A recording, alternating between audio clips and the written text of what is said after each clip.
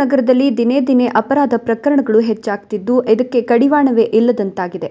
ತುಮಕೂರು ನಗರದ ಮರಳೂರು ದಿನಿಯ 6ನೇ ಕ್ರಾಸ್ನಲ್ಲಿ ವಾಸವಿದ್ದ ಯುವಕನನ್ನ ಮನೆ ಮುಂದೆ ಭೀಕರವಾಗಿ ಕೊಲೆ ಮಾಡಲಾಗಿದೆ.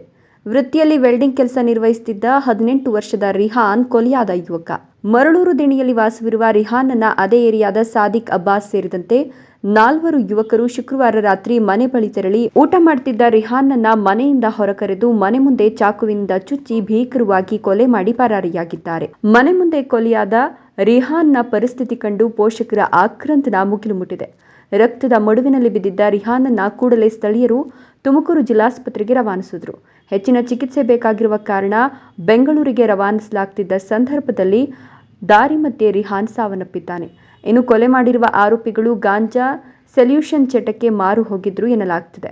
ಕಳೆದ 1 ವರ್ಷದ ಹಿಂದೆಯೂ ಸಹ ರಿಹಾನ್ ಮೇಲೆ ಸಾದಿಕ್ ಗಲಾಟೆ ಮಾಡಿದ್ದ ಅಂತ ಪೋಷಕರು ತಿಳಿಸಿದ್ದು, ಗಾಂಜಾ ಸೊಲ್ಯೂಷನ್ಗೆ ಮಾರು ಹೋಗಿರುವ ಯುವಕರು ನನ್ನ ಮಗನನ್ನ ಭೀಕರವಾಗಿ ಕೊಲೆ ಮಾಡಿದ್ದು, ಕೂಡಲೇ ಕೊಲೆ ಮಾಡಿರುವ ಆರೋಪಿಗಳಿಗೆ ಕಠಿಣ ಶಿಕ್ಷೆ ನೀಡುವಂತೆ ರಿಹಾನ್ ತಂದೆ ಹಾಗೂ ಪೋಷಕರು ಒತ್ತಾಯಿಸುತ್ತಿದ್ದಾರೆ.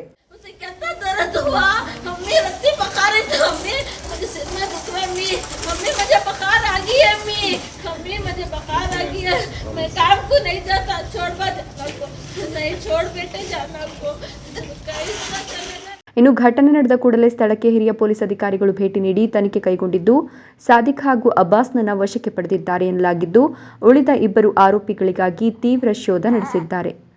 Thimmaiah, A news TV, Tumakuru.